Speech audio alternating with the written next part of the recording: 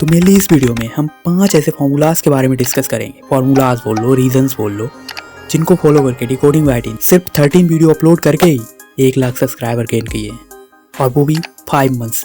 इसमें जो 4th and 5th formula है ना, अगर डिकोडिंग वाईटी उसको फॉलो ना करता तो वो 100% आज इतनी जल्दी ग्रो नहीं कर पाता। Starting with step number 1, more views throw in screen.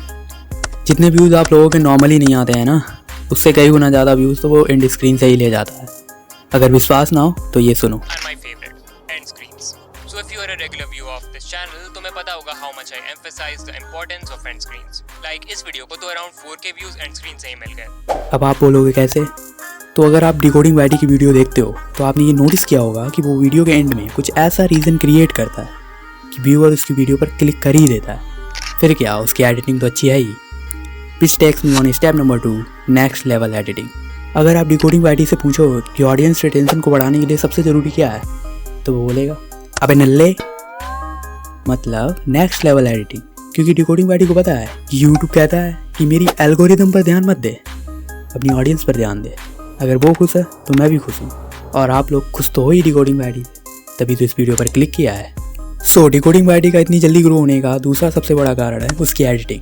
ये तो बात हुई एडिटिंग की, बट वीडियो को लोग स्टार्टिंग में ही छोड़ देंगे तो आपका AR कम हो जाएगा ना। So this take me on step number 3, problem solving intro.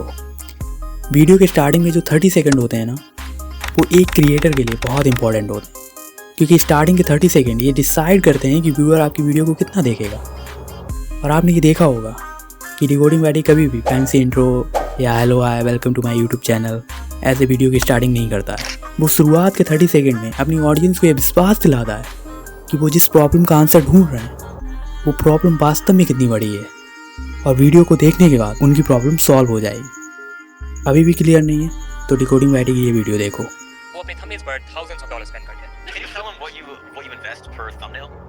Yeah, well, we probably spend around $5,000 to $10,000 a thumbnail, just make sure you get the right image. And Not just this, recently उन्होंने बताया कि वो एक video के लिए literally almost 20 thumbnails बनाते हैं। You might be thinking, why is he so obsessed with thumbnails? Well, it's because तुम पूरे YouTube पर बेस्ट वीडियो भी बना लो, अगर thumbnail खराब है तो उस पर कोई क्लिक नहीं करने वाला, which means less CTR, less impressions and hence less views. And yet ज़्यादातर लोगों को नहीं पता कि एक अच्छा thumbnail कैसे बनाते हैं, जिसकी वजह से उनका CTR बहुत कम होता है। So welcome to the YouTube thumbnail masterclass. Through this intro, he is telling viewers what is the importance of thumbnail, and he ensure after watching the video you will able to make professional thumbnails.